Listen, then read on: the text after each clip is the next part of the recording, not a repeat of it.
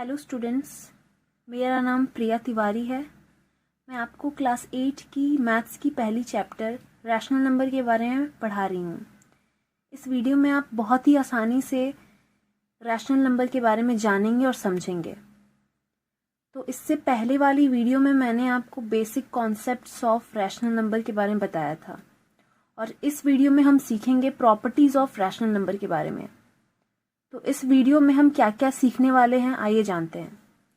सबसे पहले हम पढ़ेंगे क्लोजर प्रॉपर्टी के बारे में, उसके बाद हम कॉम्यूटेटिव प्रॉपर्टी के बारे में पढ़ेंगे, फिर एसोसिएटिव प्रॉपर्टी के बारे में, फिर डिस्ट्रीब्यूटिव प्रॉपर्टी के बारे में, फिर additive identity, additive inverse, multiplicative identity, multiplicative inverse और रेसिप्रोकल के बारे में। तो बच्चों, मैं आपको प्रॉपर्टीज़ ऑफ रैशनल नंबर बताने से पहले आपको एक बार रैशनल नंबर की डेफिनेशन को रिकॉल करा देती हूँ, जिससे आपको आगे समझने में आसानी होगी। तो रैशनल नंबर एक ऐसा नंबर होता है जिसको हम p/q के फॉर्म में लिख सकते हैं। यहाँ पे p और q दोनों ही इंटीजर्स होते हैं और एक ख़ास बात कि q जो है वो 0 के बराबर नहीं होना चाहिए। यहाँ पे p 0 हो सकता है पर यहाँ पे q 0 नहीं होगा, तभी ये रैशनल नंबर बनेगा। इसके कुछ एग्जांपल्स है, जैसे -2/3। यहाँ पे हमने p की जगह -2 रखा है और q की जगह 3 रखा है। दूसरा 6/7। तीसरा एग्जांपल है 9/-5। ये तीनों एग्जांपल्स है रैशनल नंबर के। रैशनल नंबर को आप फ्रैक्शन भी बोल सकते हो, इसे हम फ्रैक्शन के नाम से भी पढ़ते हैं। चलो बच्चों, अब हम धीरे धीरे करके एक एक करके सारी प्रॉपर्टीज़ को पढ़ते हैं। तो सबसे पहली प्रॉपर्टी है क्लोजर प्रॉपर्टी। क्लोजर प्रॉपर्टी में हमें कोई भी दो रैशनल नंबर लेने हैं, उनके बीच में हमें एक एक करके ऑपरेशन लेकर के चेक करने हैं कि वो उसे सेटिस्फाई करता है या नहीं।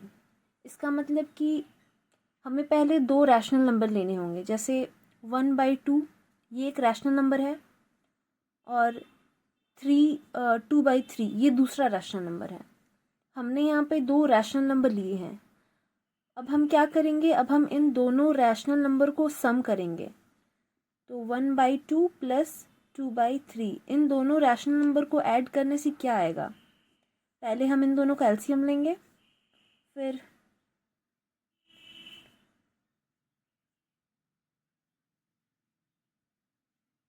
देखो बच्चों, हमने यहाँ पे दो रैशनल नंबर लिया, दोनों रैशनल नंबर को हमने ऐड किया। दोनों को ऐड करने के बाद हमारा आंसर आ रहा है 7/6। इसका मतलब आंसर भी रैशनल नंबर ही आ रहा है।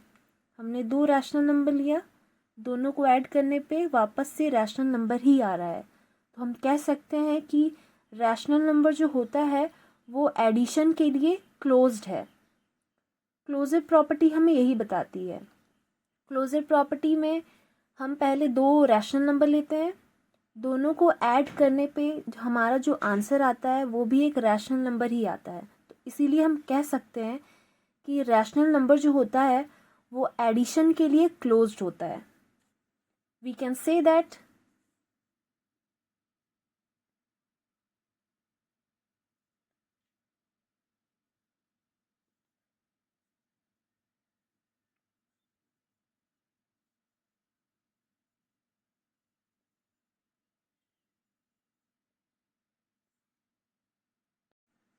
तो बच्चों, इसी तरह हम दूसरे ऑपरेशंस के लिए भी चेक करेंगे।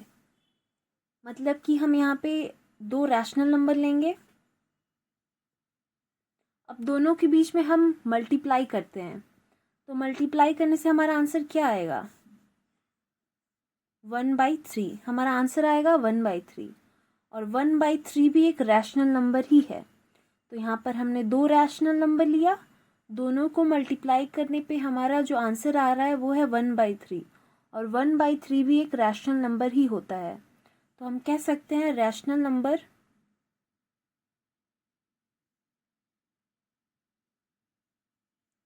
इज क्लोज्ड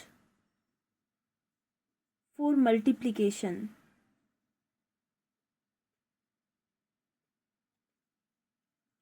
इसी तरह हम बाकी ऑपरेशंस के लिए भी चेक करेंगे।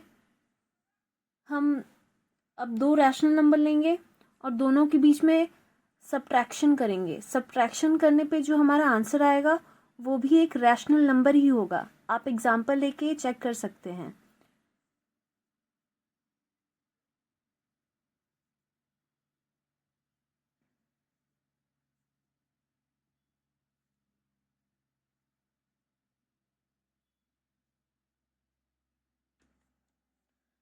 पर एक बहुत इम्पॉर्टेंट बात ये है कि जो रैशनल नंबर होता है वो डिवीज़न के लिए क्लोज्ड नहीं होता। आपको ये बात अच्छी तरीके से याद रखनी होगी।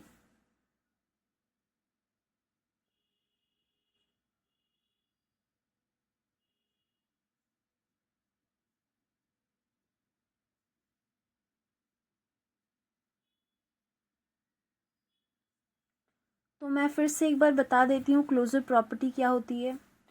क्लोजर प्रॉपर्टी में हमें दो रैशनल नंबर लेने होते हैं। उन दोनों रैशनल नंबर के बीच अगर हम एडिशन करें तो हमें फिर से एक रैशनल नंबर ही मिलेगा।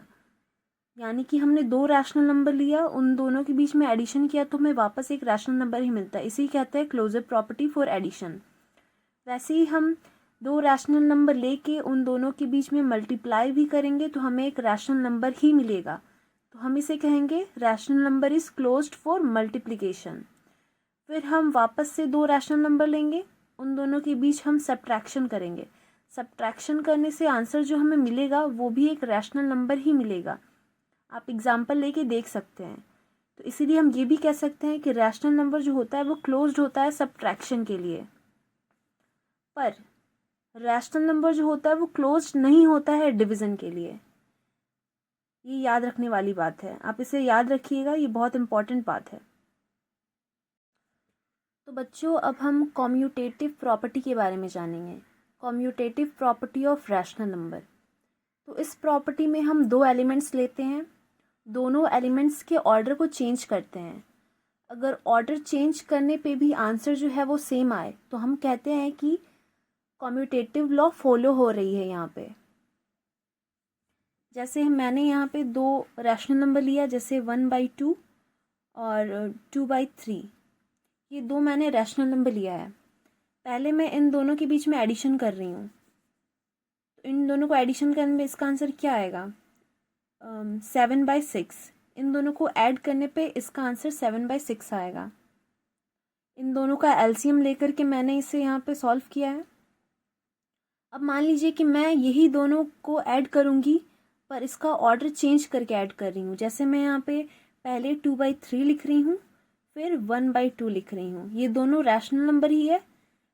पहले मैंने 1/2 को पहले लिखा था, फिर 2/3 लिखा था, पर इस बार मैं क्या कर रही हूँ, इसका ऑर्डर चेंज कर दे रही हूँ। यानी कि 2/3 में पहले लिख रही हूँ, फिर 1/2 बाद में लिख रही हूँ और इन दोनों को ऐड कर रही हूँ। तो इन दोनों को ऐड करने से कितना आएगा? वापस से वही नंबर आ रहा है।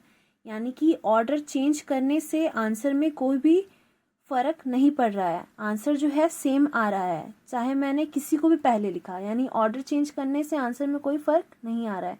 तो मैं कह सकती हूँ कि rational number is commutative for addition.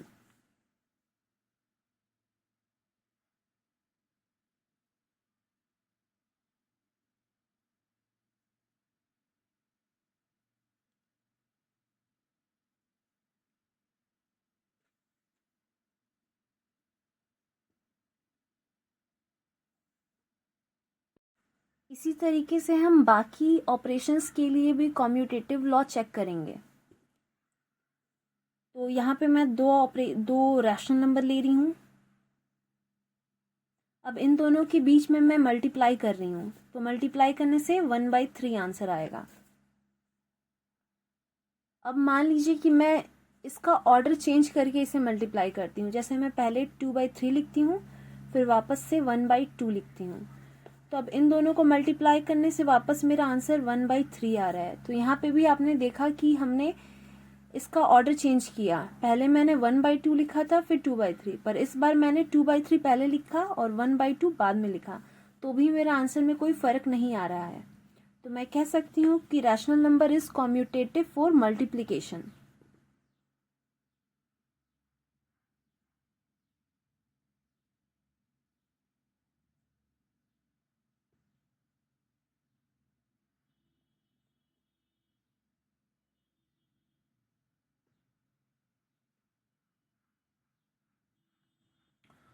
उसी तरीके से हम बाकी ऑपरेशंस के लिए भी चेक करते हैं।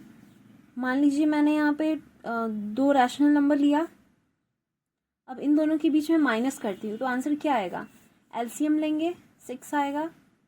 यहाँ पे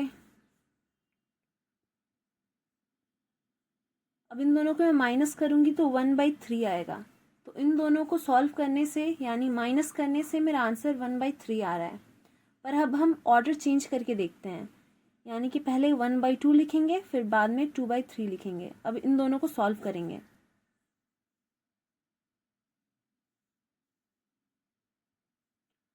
इन दोनों को सॉल्व करने से मेरा आंसर आ रहा है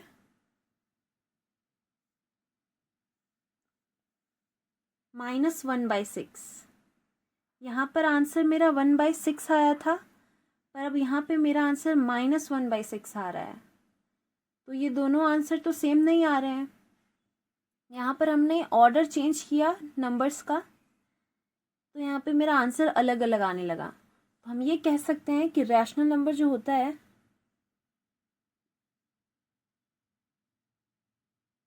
इज नॉट कॉम्यूटेटिव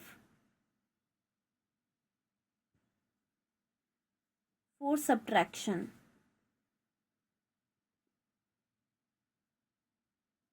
उसी तरीके से हम डिवीज़न के लिए भी चेक कर सकते हैं। जैसे मैंने पहले लिखा 2/3 डिवाइड 1/2, फिर मैंने लिखा 1/2 डिवाइड 2/3। तो चलिए देखते हैं इसका आंसर सेम आता है कि नहीं। तो 2/3 मल्टीप्लाई 2/1 आ जाएगा, यहाँ पे 1/2 मल्टीप्लाई 3/2 आ जाएगा। इसका आंसर बच्चों आ रहा है 1/3 और इसका आंसर आ रहा है बच्चों 3/4। तो आपने देखा कि हमने यहाँ पे ऑर्डर्स को चेंज किया। हमने यहाँ 2/3 पहले लिखा है और 1/2 बाद में लिखा है, पर यहाँ पर हमने 1/2 को पहले लिख दिया और 2/3 को बाद में लिखा है और सॉल्व किया है। तो सॉल्व करने से हमारा आंसर जो है सेम नहीं आ रहा है। तो हम फिर से ये लिख सकते हैं कि रैशनल नंबर जो होता है वो कॉम्यूटेटिव नहीं होता है डिवीज़न के लिए।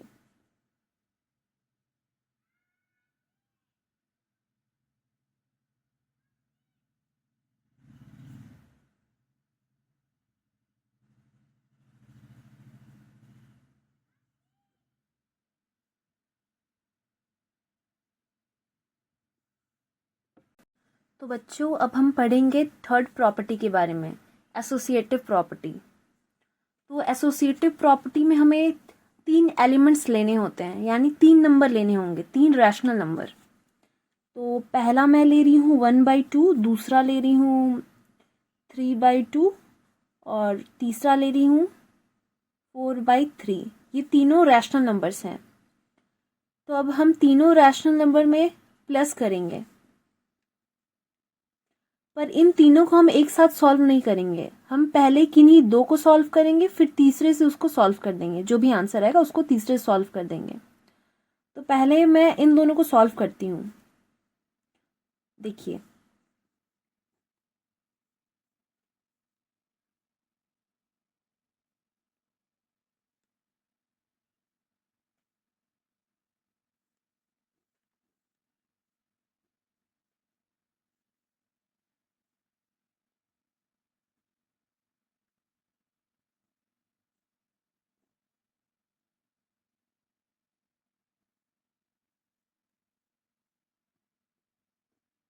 तो बच्चों इन तीनों को सॉल्व करने से मेरा आंसर आ रहा है 20/6।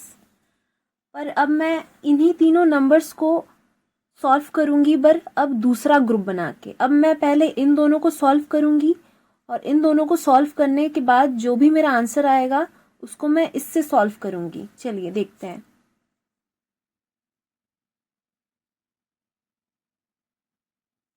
पहले मैं इन दोनों नंबर्स को सॉल्व करूंगी और मेरा आंसर जो भी आएगा इसको सॉल्व करने से फिर मैं उससे इसको सॉल्व करूंगी। चलिए देखते हैं।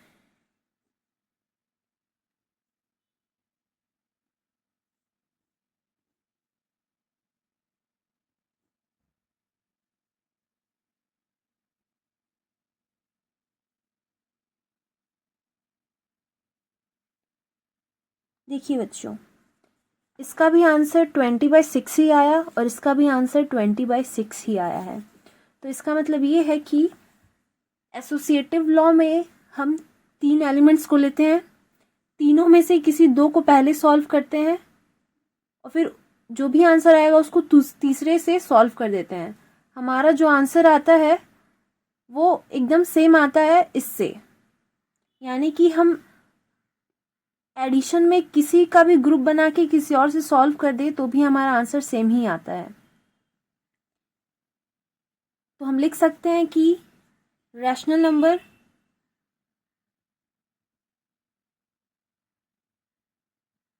Is associative for addition.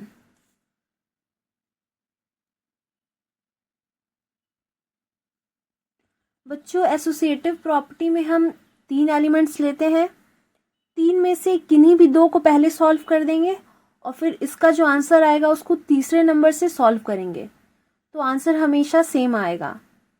तो हम बोलेंगे कि वो एसोसिएटिव प्रॉपर्टी है। एसोसिएटिव प्रॉपर्टी में ये मैटर नहीं करता कि आप किन दोनों को पहले सॉल्व कर रहे हो, आप किसी को भी पहले सॉल्व करो फिर उसके बाद तीसरे से सॉल्व करो, आपका आंसर हमेशा सेम आएगा। तो हम कह सकते हैं rational number is associative for addition. उसी तरह आप बाकी एग्जाम्पल्स भी लेकर चेक करो। जैसे मैं यहाँ लिख रही हूँ, rational number is associative for multiplication.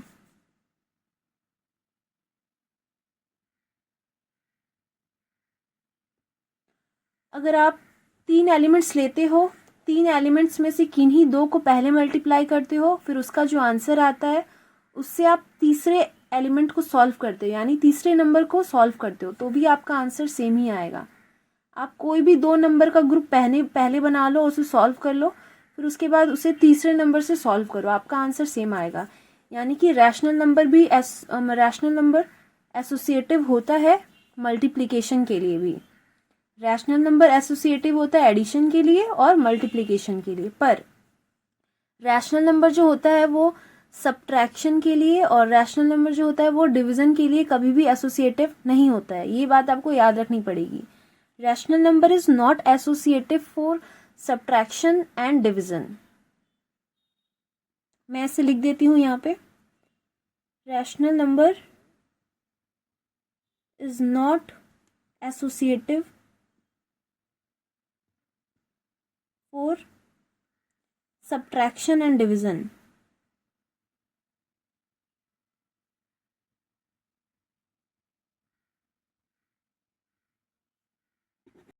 तो बच्चों, अब हम distributive of multiplication over addition of rational number के बारे में पढ़ेंगे। यहाँ पे हम 3 एलिमेंट्स लेंगे, 3 एलिमेंट्स में से हम 2 एलिमेंट्स को प्लस करेंगे और तीसरे से मल्टीप्लाई करेंगे। जैसे मान लीजिए हम यहाँ पे 2/3 ले रहे हैं, यहाँ पे 1/2 प्लस 1/3 ले रहे हैं, तो हम इसे ऐसे भी लिख सकते हैं और इससे अंदर जाके इन दोनों से मल्टीप्लाई भी कर सकते हैं। जैसे कि यहाँ पे 2/3 है, 2/3 को हम यहाँ पे पहले 1/2 लिखेंगे, 1/2 से मल्टीप्लाई करेंगे, फिर बीच में जो साइन है उसे लिखेंगे, यहाँ पे 1/3 है और फिर हम यहाँ पे 2/3 से मल्टीप्लाई कर देंगे। यानी कि इसको हम इस तरीके से भी लिख सकते हैं। हम इन दोनों में से किसी को भी सॉल्व करेंगे तो आंसर जो है वो सेम ही आएगा। जैसे अगर हम इसको सॉल्व करते हैं तो इसका आंसर आएगा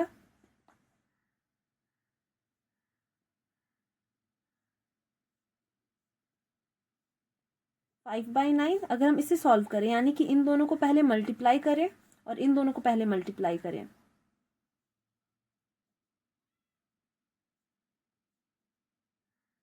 और फिर इन दोनों को जाके प्लस करें, तो इन दोनों का एलसीएम लेंगे, इन दोनों को एलसीएम लेंगे तो आएगा यहाँ पे 9। अब हम इसे सॉल्व कर देंगे तो आप देख सकते हैं बच्चों कि इसका आंसर और इसका आंसर एकदम सेम आ रहा है। यानी कि हम इस चीज़ को इस तरीके से भी लिख सकते हैं, जैसे कि यहाँ पे बाहर में a है और अंदर में b+c है, इसको बोलते हैं मल्टीप्लिकेशन ओवर एडिशन।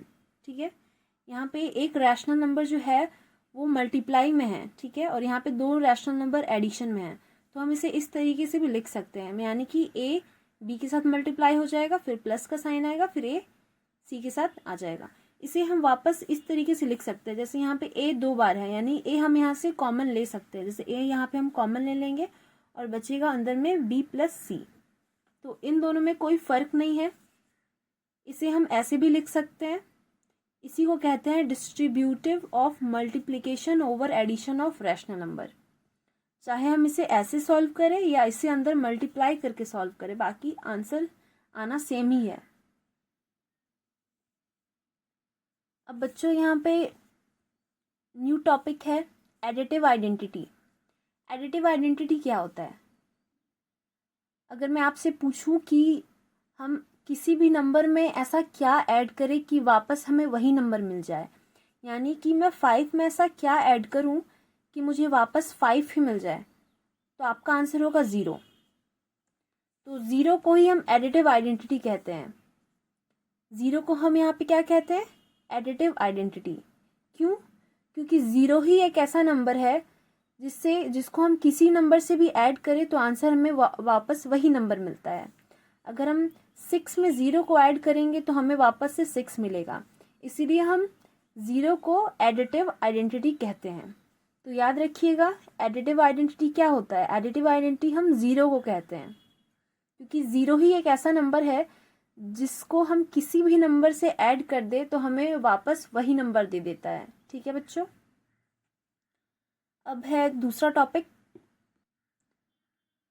ये है एडिटिव इनवर्स। अब एडिटिव इनवर्स क्या होता है? एडिटिव इनवर्स में हमें सॉल्व करके एडिटिव आइडेंटिटी को लाना होता है। इसका मतलब अगर मैं ले रही हूँ 5, तो 5 में मैं ऐसा क्या ऐड करूँ ताकि मेरा आंसर 0 आ जाए। एडिटिव इनवर्स का मतलब होता है कि इसमें मैं ऐसा क्या ऐड करूं ताकि मेरा आंसर 0 आ जाए। तो आप सोचिए कि मैं 5 में ऐसा क्या ऐड करूं ताकि मेरा आंसर 0 आ जाए, तो इसका आंसर होगा -5। अगर 5 में मैं -5 को ऐड करूंगी तो मेरा आंसर 0 आ जाएगा। तो किसी भी नंबर का एडिटिव इनवर्स क्या होता है? 6 का एडिटिव इनवर्स क्या होगा? 6 में मैं ऐसा क्या ऐड करूं जिससे कि वापस मेरा आंसर 0 आ जाए, तो 6 का एडिटिव इनवर्स होगा -6। 100 का एडिटिव इनवर्स क्या होगा? 100 का एडिटिव इनवर्स होगा -100। 8 का एडिटिव इनवर्स क्या होगा? 8 का एडिटिव इनवर्स होगा -8। यानी कि हमें बस यहाँ पे साइन चेंज कर देना है और वही इसका एडिटिव इनवर्स होता है। एडिटिव इनवर्स का मतलब कि मैं 8 में ऐसा क्या ऐड करूँ जिससे मुझे एडिटिव आइडेंटिटी मिल जाए, यानी कि 8 में मुझे -8 को ऐड करना होगा, तभी मुझे एडिटिव आइडेंटिटी यानी 0 आंसर मिलेगा। आई होप मेरी बात आप लोगों को समझ में आ रही होगी। अगर आपको समझने में थोड़ी भी तकलीफ़ या डाउट हो तो आप मुझे प्लीज़ कमेंट करके बता दें। तो बच्चों अब हमें पढ़ना है मल्टीप्लिकेटिव आइडेंटिटी। मल्टीप्लिकेटिव आइडेंटिटी क्या होता है? देखिए मेरे पास एक रैशनल नंबर है 5/2। 5/2 में मैं ऐसा क्या मल्टीप्लाई करूं कि वापस मुझे आंसर 5/2 ही मिले। 5/2 में अगर मैं 1 को मल्टीप्लाई करूंगी वापस मुझे 5/2 ही मिलेगा, यानी यहाँ पे एडिटिव आइडेंटिटी है 1। इसका मतलब कि अगर मैं किसी भी नंबर में 1 से मल्टीप्लाई करूँ तो मुझे वापस आंसर वही मिलेगा, सेम नंबर ही मिलेगा। जैसे यहाँ पे 6 है, 6 में अगर 1 को मल्टीप्लाई करूँगी तो आंसर मेरा 1 ही होगा। तो हम मल्टीप्लिकेटिव आइडेंटिटी 1 को कहते हैं। 1 इज द मल्टीप्लिकेटिव आइडेंटिटी। ठीक है,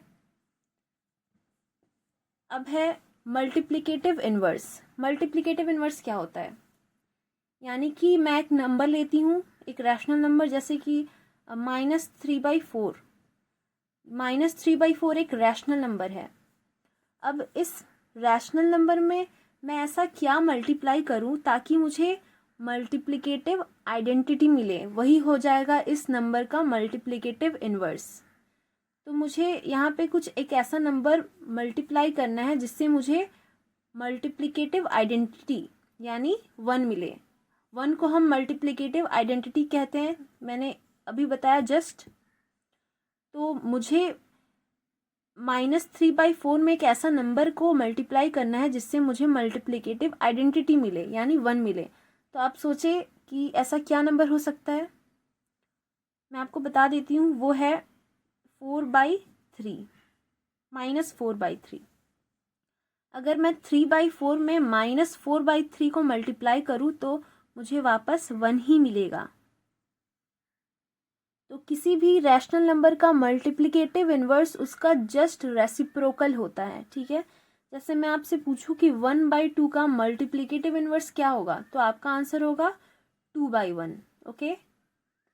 या फिर मैं पूछूं कि 3/8 का मल्टीप्लिकेटिव इन्वर्स क्या होगा, तो आप बोलेंगे 8/3। तभी तो हम इसमें मल्टीप्लाई करेंगे तो हमें मल्टीप्लिकेटिव आइडेंटिटी मिलेगा। आई होप मेरी बात आपको समझ में आ रही होगी।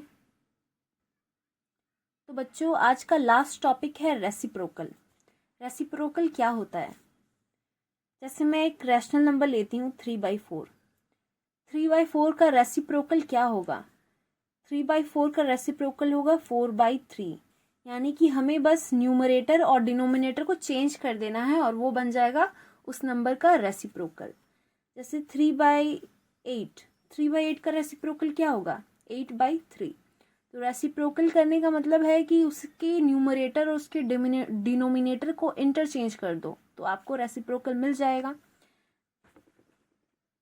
जैसे एक एग्जांपल है 3/4, सॉरी ये तो मैंने पहले ही ले चुका है।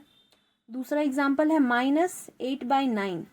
तो इसका रेसिप्रोकल क्या होगा, इसका रेसिप्रोकल होगा 9/-8।